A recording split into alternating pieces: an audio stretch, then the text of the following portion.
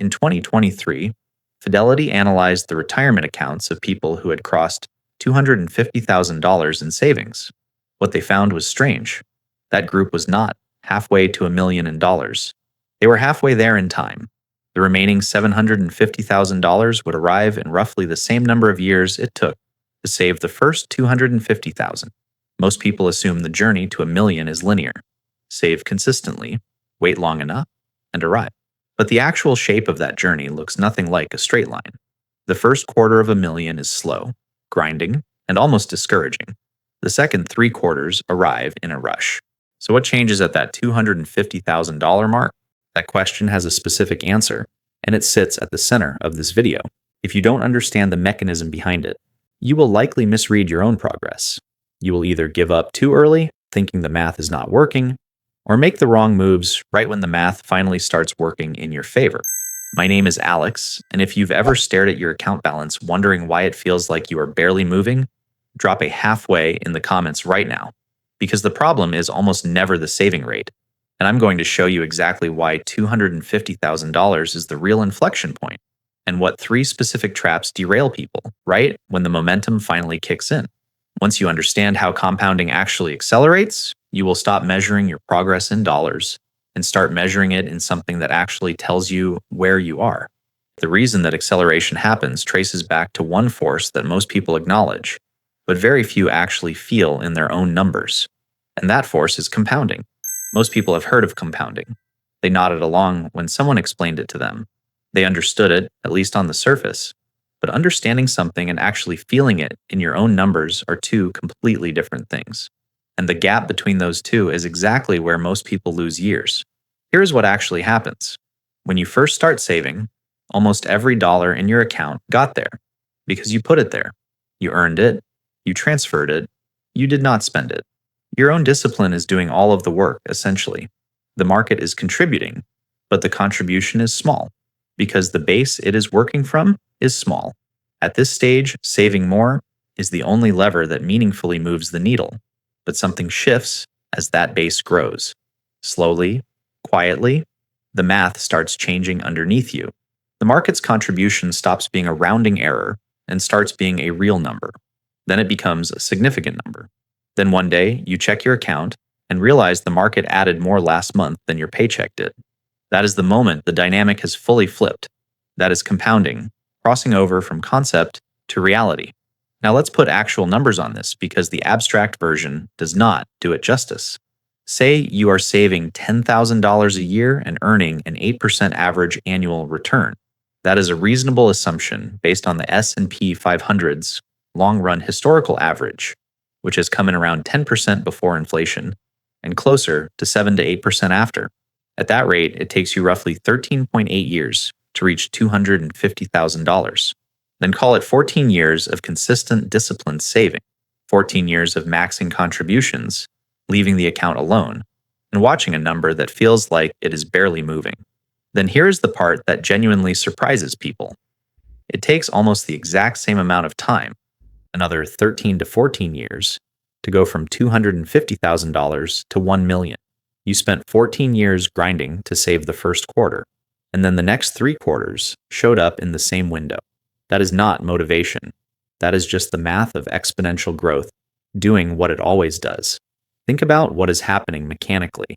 In year 1, 8% of a small number is a small number. 8% of $10,000 is $800. Not nothing, but not life-changing. By the time your balance hits $250,000, 8% of that is $20,000 in a single year. You have not changed your behavior at all. You are still saving the same amount, still investing the same way. But now the account is generating 2 full years of your contributions on its own, every single year, just by existing. That is the snowball that people talk about, not the metaphor, the actual mechanism. And here is where it gets strange. The people who feel most discouraged are often the ones who are closest to the inflection point. A guy named Marcus, a project manager in his late 30s, making around $92,000 a year, told a financial planner he was thinking about stopping his retirement contributions. He had been saving for 11 years. His balance was sitting at around $180,000. He felt like he had nothing to show for a decade of discipline. The planner ran the numbers and showed him that at his current rate, he was roughly 3 years from 250,000. And from there, his account was projected to cross 1 million in another 14 years. He was not failing. He was in the slow half. He was about to cross into the fast one. Marcus kept saving. Most people in that same moment do not have a planner to show them the projection. They just feel the grind and quietly pull back. That is the cost of not seeing the shape of the curve clearly. Now, savings rate does change the picture somewhat, and it is worth being honest about that. If you are saving 15,000 a year instead of 10,000, you get to 250,000 faster. You also get to 1 million faster. But here is the interesting wrinkle. Your halfway point in time actually occurs at a higher dollar amount. The snowball is bigger when compounding takes over, so the handoff happens later in dollar terms, even though it happens sooner in years. Conversely, if you are saving closer to 6 or 7,000 a year, compounding takes over earlier in dollar terms, but the overall journey takes longer. The shape of the curve shifts slightly, depending on your inputs. The underlying pattern does not. The second half is always faster than the first. Always. This also reframes what progress actually looks like in the early years. If you are at 40,000, or 80,000, or even 120,000, and it feels like the account is barely responding to your effort, that is not a sign that something is wrong. That is exactly how compounding works before the base gets large enough to generate meaningful returns on its own. The feeling of slow progress in the early years is not a bug. It is a structural feature of exponential growth. The curve is flat at the beginning by design. Warren Buffett made about 97% of his total net worth after the age of 65, not because he became a better investor in his 60s, because the base had finally become large enough for compounding to produce numbers that looked staggering from the outside. The mechanism was the same one he had been using for 50 years, only the base changed. Most people look at a number like that and think it is about genius or luck or access. It is not. It is about what happens when you let an exponential curve run long enough. So if you are somewhere in the first half of this journey, the honest message is this: the grind is real, the slow pace is real, and both of those things are completely consistent with being exactly on track. The account is not broken. The curve is just doing what curves do before they bend. The math is now working for you. The question is whether you will hold on long enough to feel it. But here is where the story takes a turn most people do not see coming, because crossing $250,000 does not just change the math. It changes the game entirely. And the new game has almost nothing to do with spreadsheets or savings rates or investment returns. It has everything to do with what starts happening inside your own head.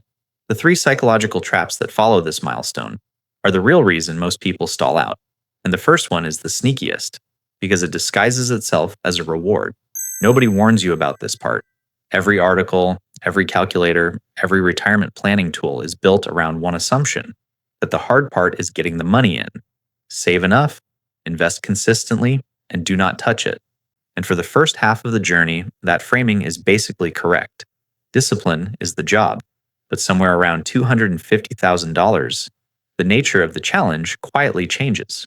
And if you're still playing the first game when the second one has already started, you're going to make mistakes that feel completely reasonable in the moment and cost you years on the back end.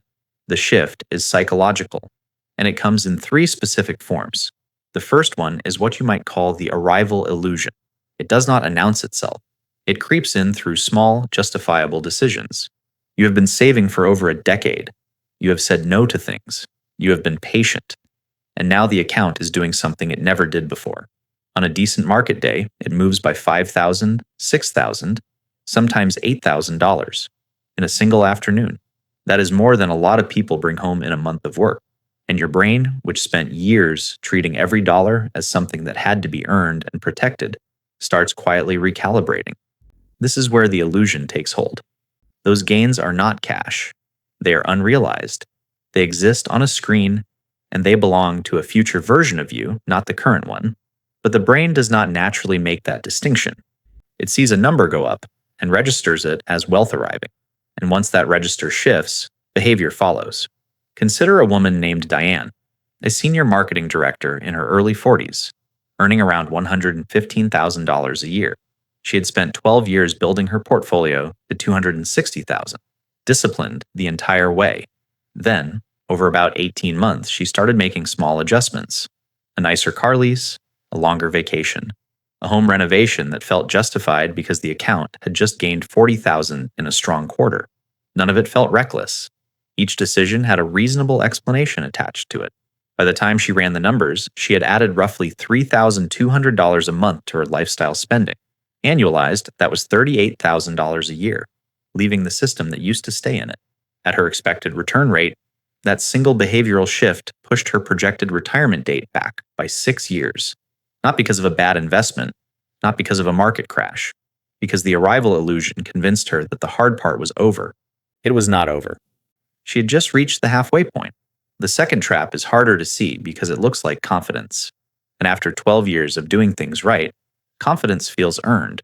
This is where return chasing begins. Here is the psychology behind it.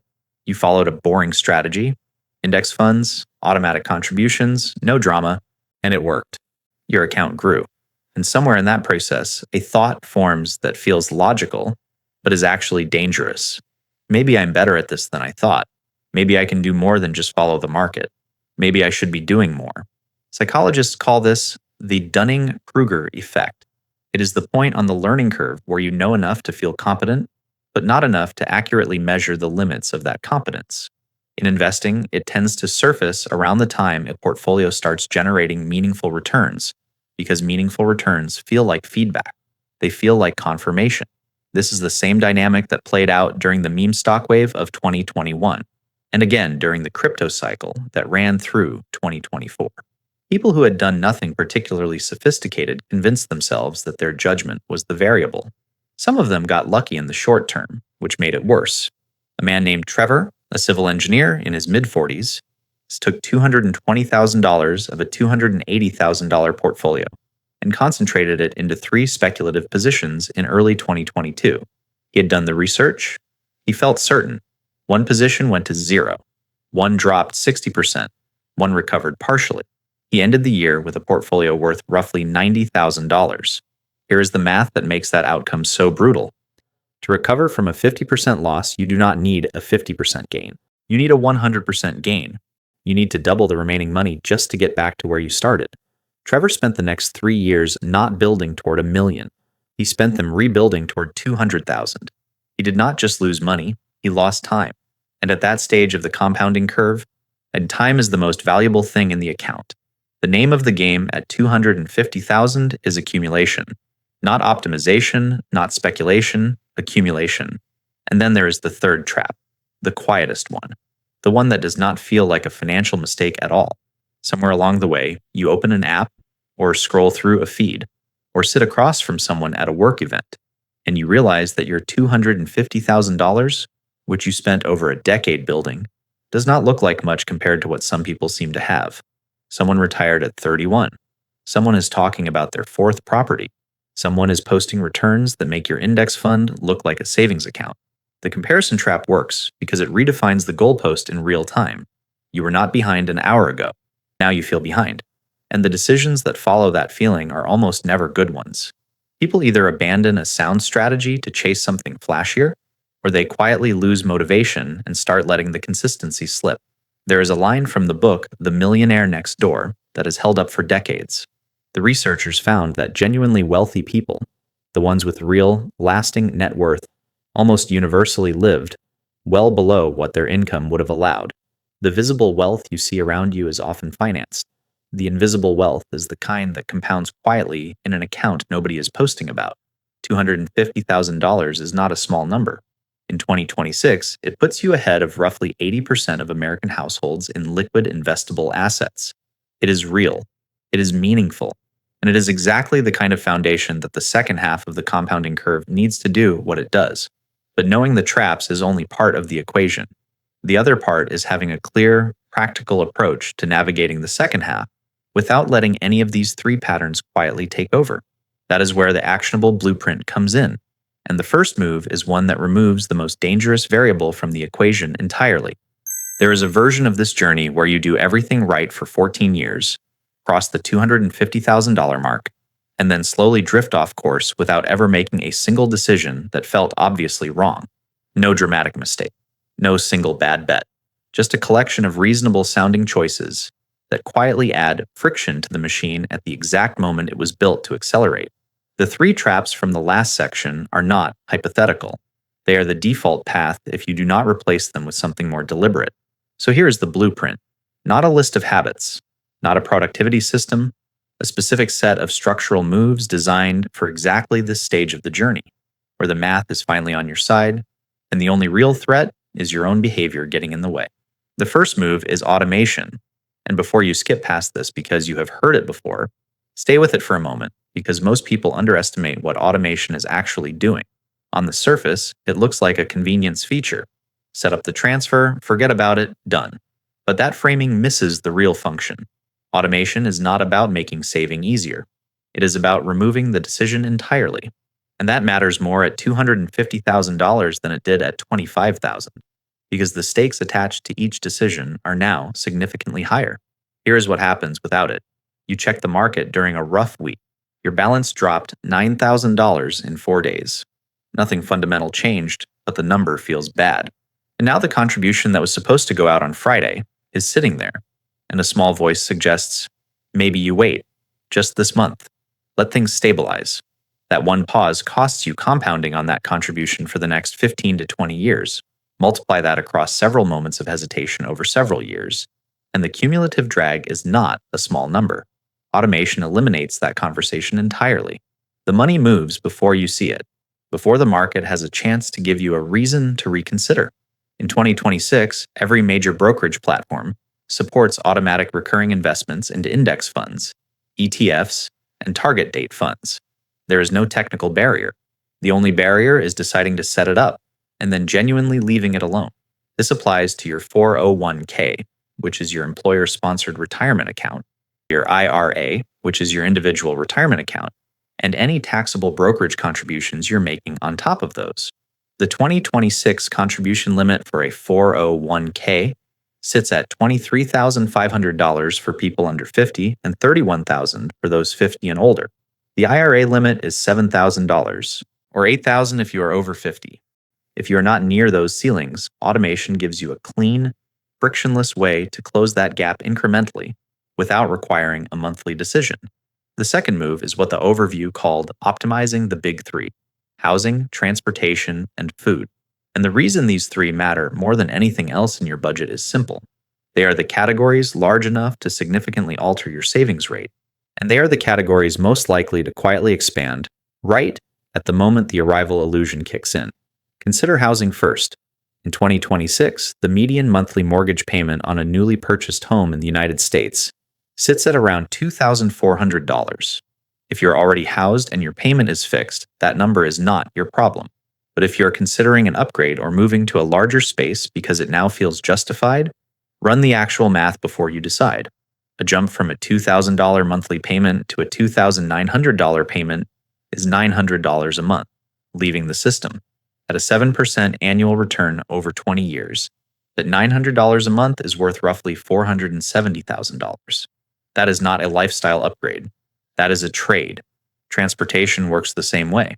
The average new car payment in the United States in early 2026 is around $735 a month. If you are currently driving a paid-off car, that vehicle is generating $735 a month in effective savings simply by existing. Every year you extend its life is another $8,800 staying in the compounding machine. The math on car payments at this stage of the journey is almost never favorable. Food is less dramatic in individual transactions, but adds up faster than most people track. The average American household spends around $1,100 a month on food, split roughly between groceries and dining out. Small, consistent reductions here do not transform your financial picture on their own, but they signal something important about where your defaults are set, and defaults are what determine outcomes over a 14-year second half. The point is not deprivation. The point is that at $250,000, you are no longer optimizing for willpower. You are optimizing for structural efficiency.